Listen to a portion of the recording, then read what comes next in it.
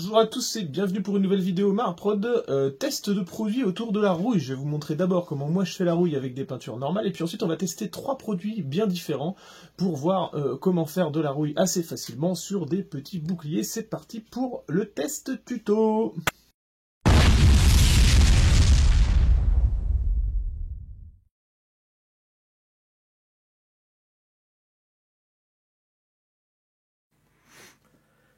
Alors on se retrouve sur le plan de travail pour travailler ces petits boucliers que j'ai préparés spécialement pour cette vidéo test tuto. Et on va tester donc 3 produits différents, bien que sur le premier je vais vous montrer avant comment moi je fais la rouille de façon personnelle sans avoir de produit. Donc je vais les faire avec de la peinture normale. C'est pas, ça va pas être la meilleure technique, je suis pas un excellent peintre. Il y a certainement également d'autres produits qui existent pour faire de la rouille, mais sur cette vidéo on va tester donc en premier le Green Stuff World Rust Texture, qui est plus je pense une peinture texturée. Je vous l'avoue, je n'ai pas ouvert, donc je vais le découvrir un petit peu en même temps que vous. Ensuite, on va découvrir des Oil Brusher. Alors voilà, je commence à tout casser. Oil Brusher de chez Amomig. Donc il y en a deux. Il y en a un qui est un petit peu brun foncé, un petit peu rouge, et puis un autre qui est un peu plus ocre jaune, pour faire différentes textures de rouille. Et c'est de la peinture à l'huile. Donc je voudrais tester ces choses-là. C'est pareil, hein, je ne les ai pas testés, donc je vais les découvrir en même temps que vous. Et après le troisième et dernier, donc je vous ai déjà parlé sur la chaîne et dont j'ai déjà testé les effets, qui est le Rust Water Soluble Dirty Down. Donc là c'est plus une peinture à effet, c'est-à-dire qu'on va appliquer des coulées qui vont immédiatement s'oxyder sur la surface sur laquelle vous allez l'installer. C'est des produits qui sont pas forcément évidents à s'obtenir, mais dans la mesure du possible, si vous allez en description, j'essaierai de vous poser des liens sur lesquels vous pourrez vous procurer ces produits. Celui-là, je pense que c'est le plus difficile parce que moi j'avais un petit peu galéré à le commander en Angleterre. Ensuite, le Green Stuff World, très facile sur Green Stuff World, le site classique. Et puis les hameaux, il faut commander sur hameaux. Moi je les avais commandés dans un magasin de modélisme spécialisé. Mais pour le reste, j'essaierai quand même de vous trouver la description. Pareil, si certains produits ne vous intéressent pas, vous pouvez aller directement dans la timeline pour aller sur la technique ou le produit qui vous intéresse le plus. Alors, pour ceux qui ne connaissent pas ces boucliers, ce sont donc des boucliers de la gamme Conquest que moi je n'utilise pas forcément parce que c'est une armée romaine et que je trouvais plus intéressant de faire vraiment des boucliers romains sur mes forces pour le visuel. Et donc l'idée c'était de faire un schéma un peu rouillé par-dessus un visuel un petit peu fantomatique comme ça. Le bleu-vert s'opposant au rouge rouille de la rouille. Et donc vous voyez, je peins grossièrement, hein, c'est de la peinture d'armée, le bouclier avec quelques parties peintes en métal et puis le reste avec la couleur de mon schéma. Et puis ensuite j'applique de la rouille qui elle fait un petit peu son effet instantanément avec ce produit-là. En premier, je vais d'abord vous montrer comment moi je fais la rouille avec de la peinture classique. Donc là, pour le besoin du test, j'ai préparé ces petits boucliers avec une sous-couche Zenithal de blanc sur du noir. C'est-à-dire j'ai peint grossièrement le bouclier avec un spray plutôt vers le bas de noir, sur lequel j'ai rajouté un Zenithal de blanc. Et puis ensuite, j'ai mis un brossage plutôt appuyé sur les hauteurs avec du Iron Warrior, qui est une sorte de ball gun métal. Moi, ce que je fais ensuite, généralement, c'est que je vais utiliser du Rhinox Hide, qui est une sorte de marron plutôt chaud mais très foncé, qui va tirer un petit peu dans les teintes de rouge. Et puis, je l'applique un peu grossièrement avec le pinceau. Alors, il faut plutôt un pinceau qui est un petit peu abîmé, il ne faut pas utiliser un pinceau tout neuf. Et je vais l'appliquer en respectant par contre un petit peu les zones sur lesquelles la rouille peut se développer, donc plutôt dans les bas comme ça. Donc là, par exemple, je vais faire un petit peu souligner l'ovale du bouclier là, je vais aller dans les creux, et puis après, je vais aller, hop là, de côté des reliefs, en appuyant un petit peu sur le bas, puis en tapotant comme ça ma peinture, pour que ça fasse une sorte d'effet un petit peu comme si la rouille avait coulé et s'était accumulée sur certaines zones. Donc vous voyez, j'hésite pas à en mettre un peu beaucoup, là, comme ça. Donc c'est très aléatoire, hein. On va essayer d'ailleurs de garder un petit peu l'ordre des boucliers pour pas que je me trompe. Donc là, c'était le numéro 1. Voilà, je le note ici. Ensuite, évidemment, on attend que ça sèche. Donc là, je vais reposer ça. Voilà, j'essuie mon pinceau. Et après, je vais revenir par-dessus avec un marron un tout petit peu plus, enfin beaucoup plus clair, et surtout quelque chose de texturé. Donc là, c'est un dry, le Golf Brown, qui est un petit peu en fait, comme s'il était texturé, un petit peu granuleux, comme s'il y avait des zones de sable un petit peu rajoutées dedans. Vous voyez, ça fait vraiment très texturé comme peinture. Et on est carrément dans les oranges plutôt purs. Donc là, c'est pareil, je vais tapoter, mais à des endroits un petit peu moins importants. Alors là, ma peinture est pas tout à fait sèche, donc du coup, ça va vous faire des zones qui vont se mêler un petit peu avec les traces du premier marron que vous avez posé, mais c'est pas très grave. Au besoin, je vais passer un petit coup de sèche-cheveux pour accélérer un petit peu le séchage. C'est parti. Je vais renforcer un petit peu le marron, donc après le séchage, je reprends un tout petit peu de ce Goldfarb Brown. Vous voyez, il fait carrément des petits grumeaux comme ça, là, faut pas hésiter à les mettre, parce que du coup, ça va vous faire une texture sur la rouille. La rouille, c'est une surépaisseur d'oxydation qui se met par-dessus un métal et qui fait souvent des zones un petit peu grumeleuses, un petit peu comme si vous aviez projeté du sable. Donc là, j'hésite pas à renforcer carrément les zones avec un orange presque pur. Voilà, par tapotis. Donc c'est assez rapide, hein, c'est pas de la très grande peinture. Mais vous voyez ce que ça fait. Voilà, on fait des zones finalement de contraste. Hop. On pourrait aller jusque à cet orange-là qui est vraiment très saturé. Donc il est un petit peu vieux, mais je vais en mettre un tout petit peu quand même. Là c'est pareil, c'est pour rehausser des zones. Et vraiment partir dans de la rouille de rouge très intense. Alors on est plus dans les oranges, mais vous voyez ce que je veux dire. Donc là, je vais juste tapoter à certains endroits. Voilà. Donc en gros, ce test est fait pour vous montrer à la fois des produits qui vont vous faire le travail tout seul, mais pour vous montrer aussi qu'on peut le faire facilement avec des peintures classiques. Et j'aime bien terminer avec, alors pareil, il faudrait laisser sécher, du Chestnut Ink. Alors là, c'est un petit peu le produit que vous aurez le plus de mal à vous trouver parce que, bien évidemment, c'est une gamme qui n'existe plus. Vous avez des équivalences, dont je n'ai pas les noms en tête là, sur d'autres gammes que Citadel Games Workshop. Donc là, c'est une peinture à garder avec attention parce qu'elle se fait très rare. Et donc, je vais faire des coulures avec, bien que comme ça soit une encre, ça va facilement aller dans les creux. Moi, je vais charger un petit peu les endroits pour essayer de faire des zones de coulée comme ça. Essayer de travailler un petit peu la gravité de la peinture pour faire comme si il y avait eu des coulures à certains endroits. Voilà. Et puis pareil, je vais tapoter un petit peu à droite à gauche. L'encre n'a pas la même texture que la peinture, elle est dans un sens un tout petit peu plus brillante, et donc ça va permettre de faire des effets de lumière et de texture qui vont rajouter un petit peu à votre effet. Voilà. C'est tout, j'attends que ça sèche, et on regarde ce que ça a donné ensemble. Hop là. Alors, donc voilà pour ces effets de rouille sur le bouclier, hein. C'est très sommaire et très rapide. Ça serait mieux avec d'autres textures sur le métal, ça serait évidemment mieux avec quelques éclaircissements, avec du Mithril Silver par exemple, pour rendre un tout petit peu plus riche les teintes. Mais voilà, ça vous montre un petit peu comment faire des rouilles et des coulures sur un bouclier avec, avec une gamme de peinture normale. Maintenant, on va passer au produit numéro 2. Donc j'ai dit qu'on allait tester celui-là. Donc c'est le Green Stuff World Rust Texture Medium Oxide Rust. Ça fait long comme nom. J'ai choisi celui-là parce qu'il a une teinte qui est assez riche dans un marron presque orange qui tire vers le rouge là. Ils en ont d'autres, hein. Ils ont des marrons plus foncés et des marrons, des ocres plus clairs. Donc on va voir ensemble. Voilà, ça s'ouvre. Donc on est sur une texture un petit peu gouache pour vous la décrire. Un petit peu grumeleuse, on sent qu'elle n'est pas lisse du tout. Je vais en prendre dans le bouchon parce que j'ai l'impression... J'ai secoué avant la vidéo hein, pour bien voir. Et on va directement le tester sur ce second bouclier.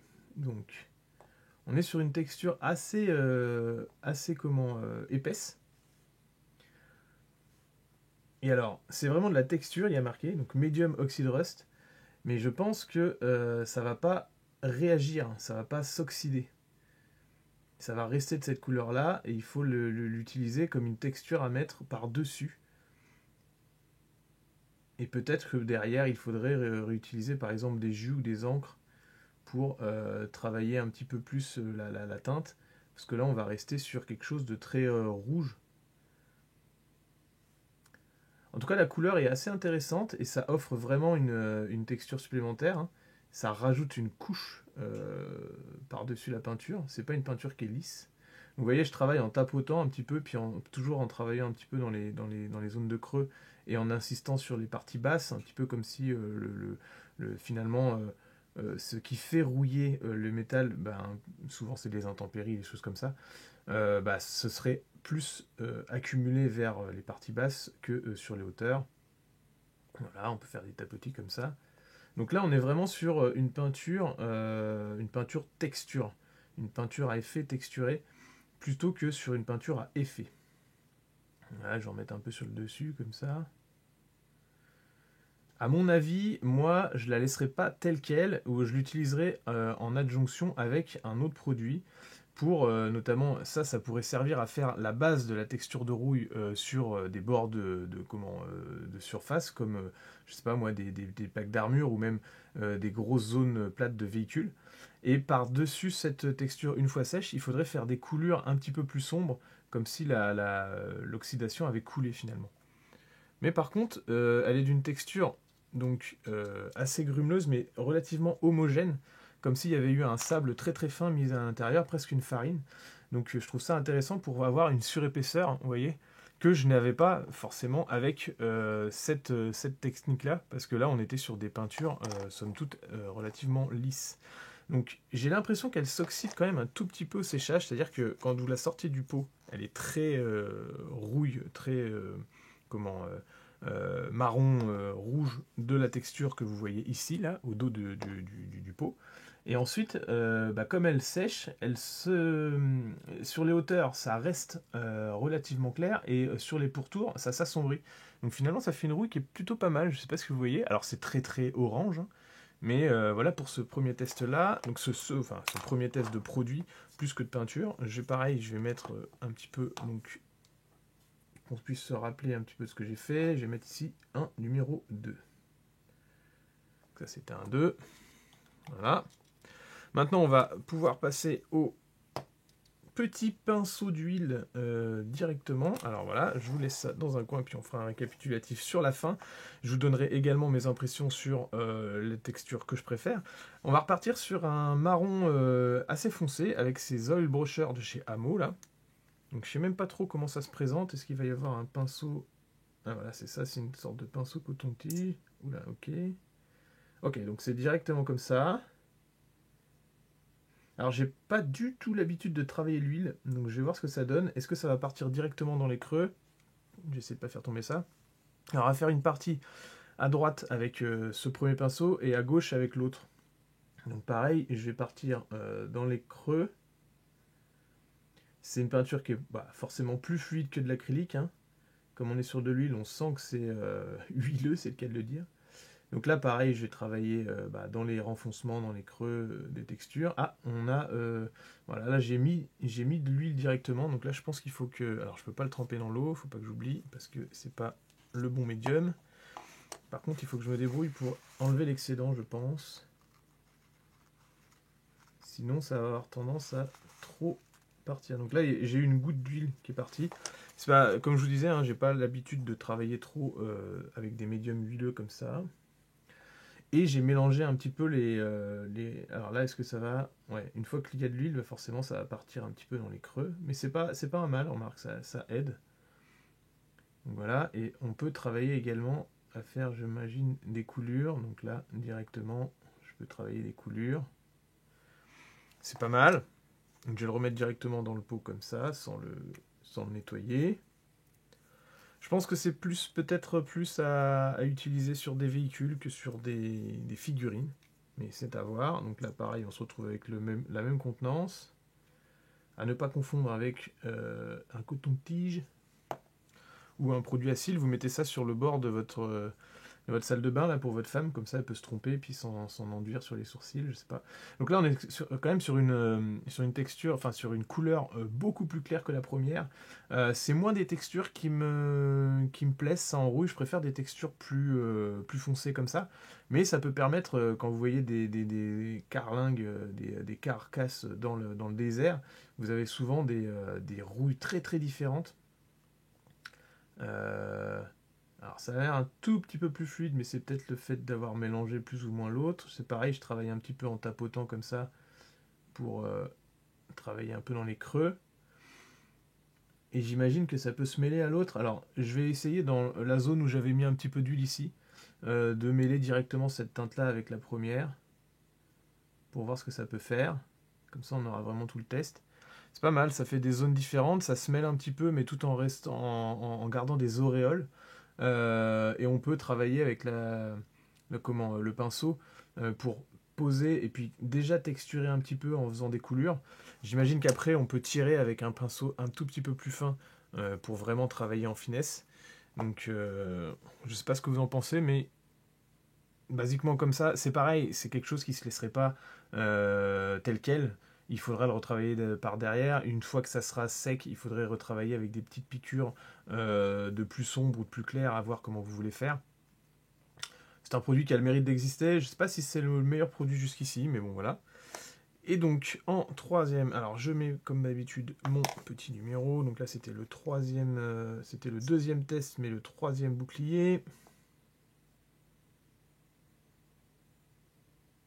Voilà. Et en troisième test de produit, on va donc avoir le Dirt Down Rust Water Soluble. Alors lui par contre il faut extrêmement beaucoup le secouer. Il a une bille à l'intérieur mais qui va rester souvent figé dans une espèce de gang au fond qui est donc le produit. Le produit est dilué dans une sorte de phase huileuse et il faut réussir à... Voilà, vous entendez, séparer la bille, voire carrément y aller avec un outil pour vraiment tout mélanger. Sinon, si vous utilisez le produit tel quel, ça ne fonctionnera pas. Et là, c'est pareil, il faut un pinceau différent de vos pinceaux habituels, parce que c'est un produit qui est dangereux, hein, vous le voyez ici, c'est pas du tout des produits qui se mélangent avec vos eaux de nettoyage ou même avec vos autres pinceaux. Donc il faut faire attention à comment vous utilisez le produit. Donc là, on va avoir une texture un peu huileuse, très sombre, mais vous voyez, vous allez avoir, hop là, donc qui va aller dans les creux, hein, forcément quand même. Là, je vais travailler également en essayant de toucher que les zones voilà, que les zones vers le bas et puis en tapotant comme d'habitude. Voilà, on peut en mettre un peu en haut comme ça pour que vous puissiez voir un petit peu les effets. Et là, je laisse agir. Je le laisse comme ça. Je suis mon pinceau à côté sur un essuie-tout. Voilà. Pour ne pas le mélanger avec mes eaux de nettoyage. Et le produit agit de lui-même. En séchant, il va oxyder. Alors c'est presque en instantané, vous allez l'avoir un petit peu en accéléré avec la vidéo. Mais vous voyez par exemple sur le Umbo du centre, là, le rond du centre, il est déjà sec et vous voyez qu'il s'est oxydé un petit peu. Il est plus clair que quand il a été appliqué en frais. Donc là vous avez encore des zones qui ne sont pas sèches ici quand je vous fais jouer sur la caméra. Et vous voyez qu'en fait il s'oxyde de lui-même. Je vous fais un petit séchage rapide pour que vous puissiez voir. Alors voilà ce que ça donne, et c'est un produit qui peut également s'utiliser en plusieurs couches. Plus vous rajoutez par-dessus la couche, plus vous aurez d'effets rouges en fait. Donc là je vais aller essayer de chercher vraiment au fond du truc pour avoir... Voilà, alors ça va niquer mon pinceau mais c'est pas très grave. C'est vraiment c'est déjà un tromblon hein, le truc. Et on va repasser par-dessus pour voir un petit peu voilà, la différence. Voilà, juste des petites zones. J'en profite pour mettre un numéro 4 ici. C'est le 4 le plus moche que j'ai dessiné, mais on saura que c'est ça.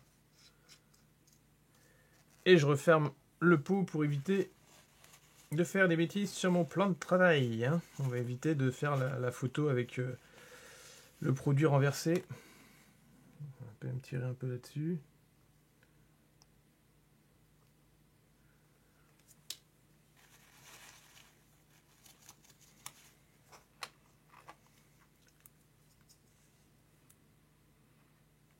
Alors vous voyez ici, en surépaisseur, il va faire des rouges qui sont beaucoup plus épais et qui sont beaucoup plus rouges que si vous aviez passé le produit en une seule passe. Donc voilà pour ces 3 petits tests. Je ne sais pas laquelle technique vous préférez. Je pense qu'il n'y en a pas vraiment une seule qui soit formidable à passer en une seule prise. Il n'y a pas de produit miracle, on va dire. Je pense qu'il faudrait à chaque fois retravailler les choses pour faire une texture la plus convaincante possible. J'ai quand même bien aimé la texture rouille de chez Green Stuff World. Je trouve qu'elle fait pas mal son office comme ça, brute. Après, bien évidemment, il faudrait par exemple, je pense, repasser un petit coup de ces oil brushers pour faire des petites coulures et rajouter à la texture. Ça serait intéressant de voir ce que ça peut faire. Celle-là, finalement, seule, les pinceaux à huile seuls, pas très convaincu. En plus, bizarrement, derrière, bah, vous allez avoir un effet brillant de l'huile qui va être assez gênant. Vous devez vernir en mat. C'est des techniques qui sont à maîtriser, que moi, je vais pas forcément beaucoup utiliser parce que étant plus un peintre acrylique de figurines de jeu, je vais pas m'embêter avec une texture huile qui va éventuellement ne pas fitter avec mes peintures acryliques. Peut-être que sur des véhicules c'est un petit peu plus intéressant. La texture 1, bon, le bouclier numéro 1 c'était moi à la main tout seul qui faisais mes petits essais. Et puis donc le 4e avec le Rust. Il faudrait mixer les 3 finalement pour voir ce que ça donne. À vous de me dire en commentaire laquelle des techniques et lequel des produits vous a le plus convaincu. Merci à vous d'avoir suivi ce test et n'hésitez pas à me dire si ça vous plaît en commentaire. Merci à tous de vous abonner sur la chaîne si ce n'est pas déjà fait et sur mes différents médias, Instagram, Facebook, Thread et tous ces genres de réseaux sur lesquels j'essaie de diffuser mes vidéos et mon travail. À bientôt à tous et bon modélisme!